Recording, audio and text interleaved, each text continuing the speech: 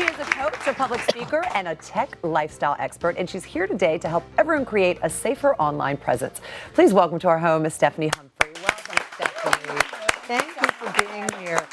So your company, Till Death Do You Tweet, Yes. which is Till Death Do You Tweet, is basically what you do is you coach people on how to best manage their online presence, right, and their manage their brand. Right. What does that mean? Well, I think the term brand gets overused quite a bit, but we all have them these days. It is all of those things about you and your reputation that is represented online. So there are things that can happen if you don't manage it properly, and there are things that can happen if you do. So I just try to inform people, parents especially, about what can happen, because even as a young person, that brand starts following you as soon as you establish a digital footprint, and it starts following you around for the rest of your life. Because I have my two kids, I have a 10 and a 7-year-old. They're not on social media, and I hope they're not on social media till they're 70 or 80. But if they are, you say it's important to have a positive digital. Absolutely, because it can affect you. It's going to affect scholarships. It's going to affect colleges. It's going to affect jobs. Employers, about half of all employers check social media now as a condition of hiring.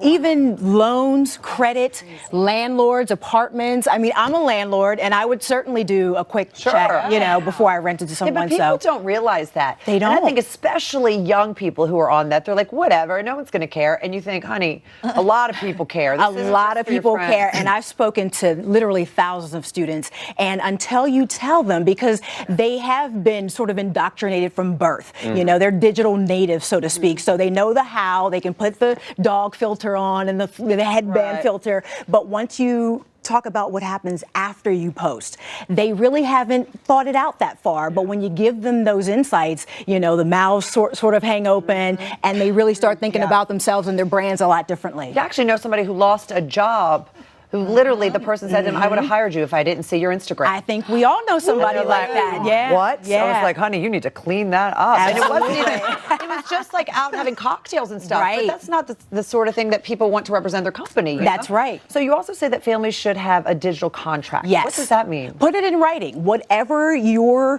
guidelines are going to be around digital usage in your home, like no phones in the bedroom at bedtime, or no phones at dinner, or you own your only no phones. Exactly. Digital contract. You can do that as well. No phones at all. Zero phone. Or what do you do when you have your phone at school? It has to stay in the backpack, or whatever that means to your family. Come up with those rules as a family, put them in writing, sign it, make it your binding contract, and revisit it from time to time, because as the kids get older, the rules will change a little bit. Okay. Orly, I know you have some questions. Yeah. Okay, so what if you've made maybe some mistakes on your social media? Is it possible to clean up your digital footprint and kind of sweep it under the rug?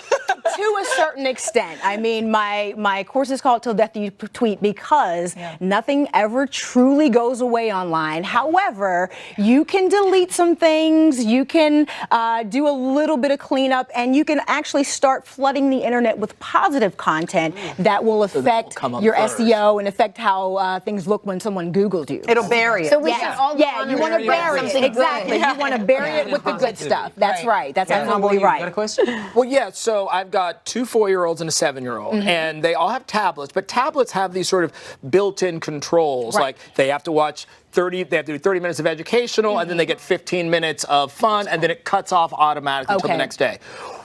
But social media doesn't have any of those controls for kids, I don't think. And so at what age, my kids don't even know Facebook or anything exists. But they probably shouldn't yet. But at what age?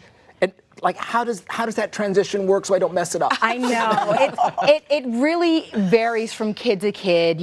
Some kids are a little bit more responsible at 11 than others. So maybe an 11-year-old could get a phone and an Instagram account if mom or dad is following them on Instagram.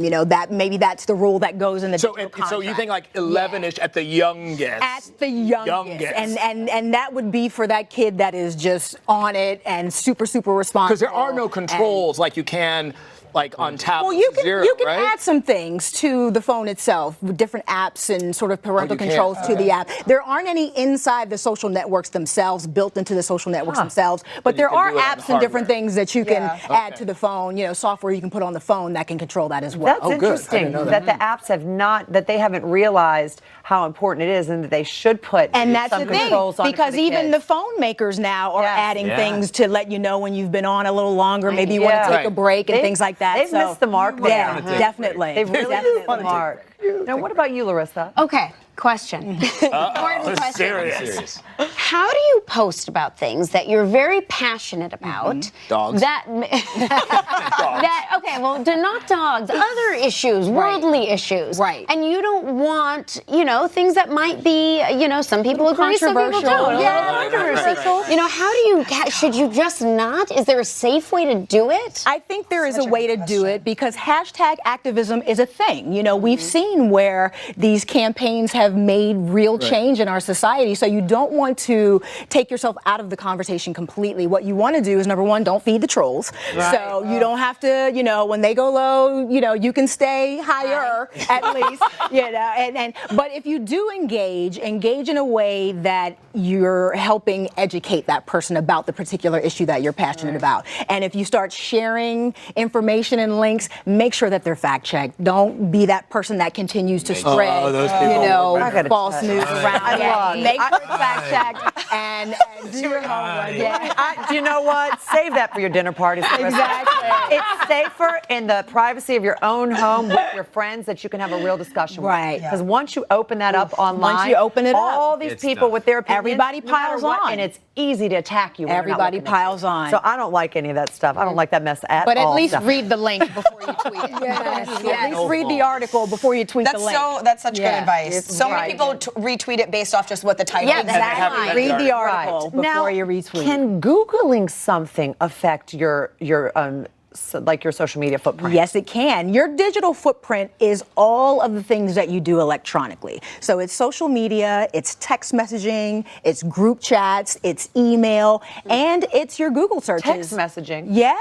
All of that, because all of that could be admissible as evidence if need be in a trial. Those communications that you've had with people, even private group messaging chats and things like that have been used. So Our private it's group your messaging gets entire. wild. I can imagine. But all of that because you never know.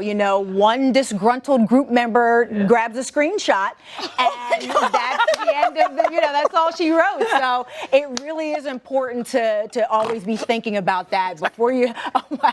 We're laughing. There's nothing that anyone could use in our group chats. Ours are ridiculous. They're so funny. I'm not a but part of I'm this just thinking of, No, Like, what if one of those screenshots got out?